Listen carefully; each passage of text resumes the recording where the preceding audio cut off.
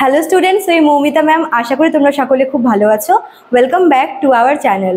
Students, আজকে আমি তোমাদের সেকেন্ড সেমিস্টার এইসি ইংলিশ থেকে পার্ট 3, যেটা হচ্ছে ম্যান ইটার অফ মালগুড়ি, সেখান থেকে কয়েকটি ইম্পর্টেন্ট 8 মার্কস এবং 3 মার্কসের কোয়েশ্চেন নিয়ে আলোচনা করব। এটা তোমাদের লাস্ট পার্ট। তোমাদের এর আগে আমি দুটো পার্ট দিয়েছি, যেখানে তোমাদের আমি হচ্ছে রাইডার্স টু দ্য সি আর হচ্ছে দ্য গ্রেট গ্যাটসবি থেকে দিয়েছিলাম। তোমরা চ্যানেলটিতে দেখে আসতে পারো, ওখানে কিন্তু অলরেডি দেওয়া আছে কোয়েশ্চেনগুলো।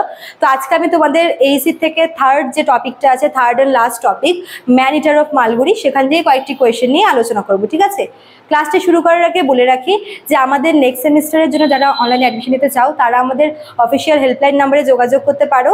আমাদের হেল্পলাইন নাম্বার দুটো আছে, একটা হচ্ছে 6295916282, আর একটা হচ্ছে 7076398606। ঠিক আছে, আর একটা কথা বলে রাখি, আমাদের কিন্তু এই বছরে থার্ড সেমের জন্য কোর্স ফি 200 টাকা বাড়ানো হয়েছে, 199 বাড়ানো হয়েছে। ঠিক আছে, কেননা এবার তোমাদের পেপার সংখ্যাও বেশি, তো ওই জন্য তোমাদের কোর্স ফি আমরা মাত্র 200 টাকা বাড়িয়েছি তোমাদের হচ্ছে থার্ড সেমের জন্য। ঠিক আছে, তো যারা আর কি যোগাযোগ করতে চাইছো, যারা অ্যাডমিশন নিতে চাও, আমাদের কাছে অনলাইনে পড়তে চাও, আমাদের কিন্তু নেক্সট মান্থ থেকে ক্লাস শুরু হয়ে যাবে। তোমাদের কিন্তু থার্ড সেমের টাইম খুবই কম তোমরা পাবে, এজন্য আমরা খুব তাড়াতাড়ি ক্লাসগুলো নেওয়া শুরু করব। পরের মাস থেকে আমরা শুরু করব।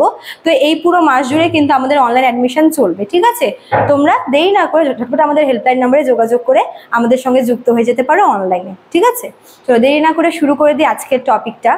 দেখো, ম্যান ইটার অফ মালগুড়ি থেকে আমি তোমাদের 8 মার্কস থেকে 4টা কোয়েশ্চেন বলছি, যেগুলো কিন্তু ইম্পর্টেন্ট তোমাদের জন্য। ঠিক আছে, কোয়েশ্চেনটা এই 4টা কোয়েশ্চেনের মধ্যে মানে আসার চান্সেস খুব বেশি। দেখো এই 4টা কোয়েশ্চেন কি কি।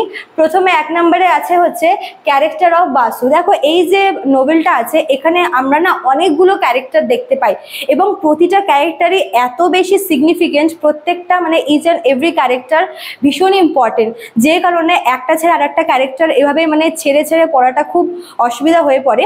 তবু আমি যেই ক্যারেক্টারগুলো না পড়লেই নয়, সেগুলোই তোমাদের জন্য কিন্তু আজকের ক্লাসে এনেছি। তো ফার্স্টে 1 নম্বরে আছে হচ্ছে character and role of Basu. ঠিক আছে, বাসুর রোলটা কিন্তু ভীষণ ইম্পর্টেন্ট এই তোমাদের মানে এই টপিক থেকে। তোমরা কিন্তু এর রোলটা অবশ্যই ভালো করে ক্যারেক্টারটা দেখে যাবে, এটা কিন্তু আসার চান্স আপনার হাইলি চান্সেস আছে। ঠিক আছে, নেক্সট 2 নম্বরে তোমাদের আছে হচ্ছে রোল অফ নটরাজ। ইনি হচ্ছেন গল্পের প্রোটাগনিস্ট। নর্মালি গল্পের তোমরা বলতে পারো যে ম্যাম নটরাজকে কেন আগে দিলেন না। দেখো, নটরাজ হচ্ছে গল্পের প্রোটাগনিস্ট হলেও হচ্ছে বাসু কিন্তু একটা অন্য রকমের ক্যারেক্টার হোল্ড করেছে এই গল্পে। ঠিক আছে, ওই জন্য আমি বাসুকে আগে রেখেছি, সেকেন্ড টাইমে নটরাজকে রেখেছি। ঠিক আছে, নটরাজের রোলটাও কিন্তু ভীষণ important as a protagonist of the story. ঠিক আছে, আচ্ছা নেক্সট দেখো 3 নম্বরে কি বলেছে, রোল অফ রঙ্গি। রঙ্গি তোমরা জানোই যে একজন হচ্ছে টেম্পল ডান্সার, তো তার রোলটা ভীষণই সিগনিফিকেন্ট। তাকে এই গল্পে গুড আর ইভিল দুইভাবেই দেখানো হয়েছে। ঠিক আছে, কাজে রঙ্গির যে রোলটা, একটা কথা বলে রাখে, রঙ্গির রোলটা কিন্তু 8 মার্কসেও আসতে পারে, 3 মার্কসেও আসতে পারে। 8 মার্কস হিসেবেই পড়ো, যদি 3 মার্কসে চলে আসে দেন তোমরা কিছু পয়েন্ট স্কিপ করে লিখতেই পারবে। ঠিক আছে, কোনো ব্যাপার না। তো তোমরা রোল অফ রঙ্গিটাকে কিন্তু 8 মার্কস হিসেবেই পড়ো, আর আমি এখানে 8 মার্কসেই রেখেছি এটাকে। নেক্সট দেখো, লাস্ট 8 মার্কস থেকে আমার দেওয়া কোয়েশ্চেন হচ্ছে irony and humour in man eater of Malgudi. R K Narayan এই গল্পটায় হিউমার আর আয়রনিকে যেভাবে রিপ্রেজেন্ট করা হয়েছে, সেটাও কিন্তু এই গল্পের জন্য খুব ইম্পর্টেন্ট, তোমাদের এক্সামের জন্য ইম্পর্টেন্ট। তো আয়রনি আর হিউমার দুটাকে কিভাবে এখানে একসাথে রিপ্রেজেন্ট করেছে সেটা তোমরা একটু দেখে যাবে। ঠিক আছে, তারপর দেখো 3 মার্কসের কোয়েশ্চেনগুলো এই গল্প থেকে বাছাই করা ভীষণই টাফ ছিল।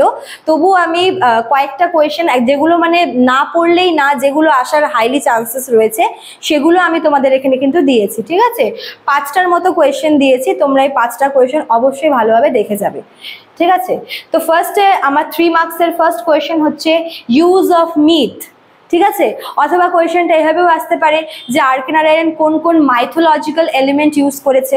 ঠিক আছে, তো এই মাইথোলজিক্যাল এলিমেন্টের ব্যাপারটা আর একটা কথা বলে রাখি, এই যে মিথটা, এটা কিন্তু আবার তোমার হচ্ছে 8 মার্কসে আসার চান্সেস কম, 3 মার্কসে বেশি আসে, ওই জন্য আমি 3 মার্কসে রেখেছি। ঠিক আছে, তো এভাবে আসতে পারে যে ইউজ অফ মিথ, অথবা হচ্ছে আর.কে নারায়ণস মাইথোলজিক্যাল এলিমেন্টস। ঠিক আছে, এভাবে হচ্ছে দিতে পারে।